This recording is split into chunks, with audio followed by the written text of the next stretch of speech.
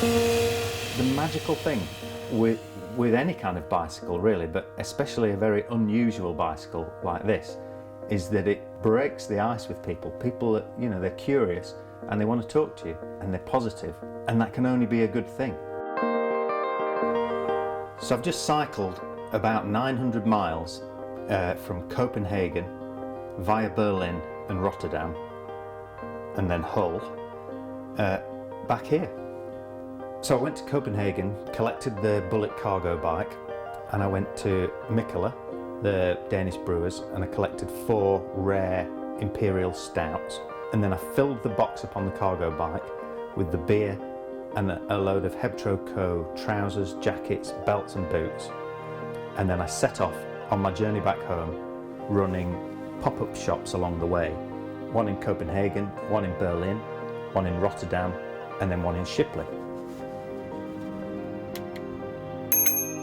I really feel like I've travelled. Really, you're really in the moment every day when you're on a long bike trip like that. Because I'd never ridden the bike before, and it's a cargo bike, and I was carrying maybe 50 kilos of cargo, I got no idea really how far I'd be able to ride and what I'd feel like. But I was averaging between 60 and 100 miles a day.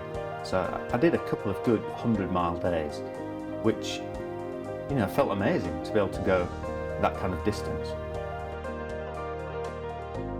When you're doing a long bike ride, like all day and day after day, you're always looking for novelty, looking for changing the landscape or changing how the towns look.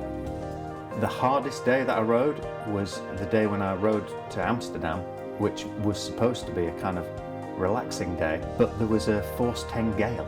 People died, roofs were blown off, and I was riding along thinking, oh, it's quite windy here in Holland.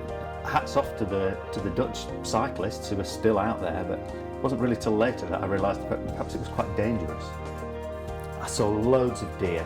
I mean, in the daytime and at twilight, I saw birds of prey, I saw a stoat, I saw a pine marten, and I even saw, in Germany, I saw 2 beaver in a field and then swimming along a waterway, really close.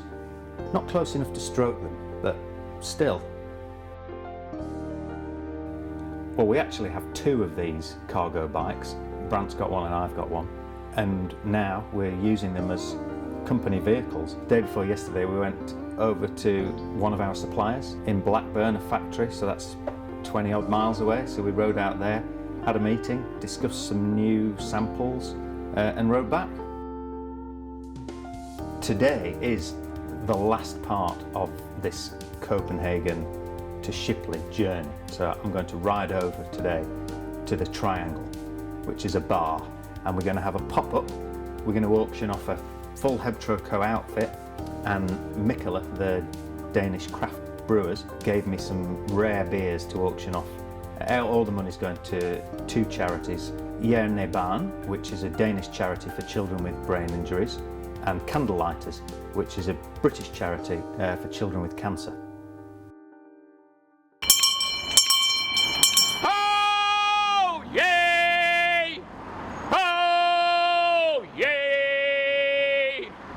From Copenhagen to Shipley on a bullet head road, carrying with him a heavy load of HebTroCo trousers, belts, boots, and a shirt, and much of his body began to hurt.